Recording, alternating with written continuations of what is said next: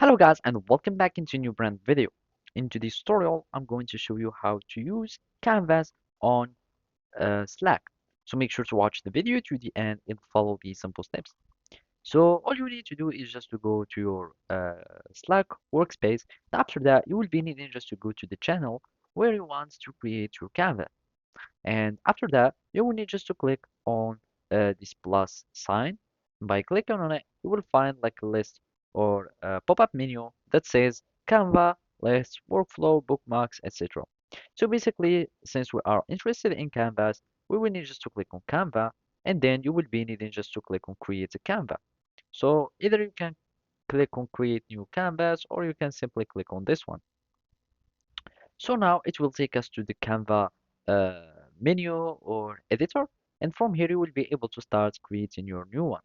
So basically, you already have some templates that you can start from, or you can simply click your own one. So Canva it can be just simply like a guide or anything. And let's, for example, go for these templates. It's an employee onboarding. As you can see, you can have like many stuff that you can use, which including lists, like checklists, and basically it's similar to Notion. So you can start like editing whatever you like. So as you can see, you can click on the item, and from there you can start like changing the type of item. Either it will become code block as you can see, and basically it's very similar to Notion. And from here you can like change its type. It will become a heading, and basically this is a list. You can make it like remove it.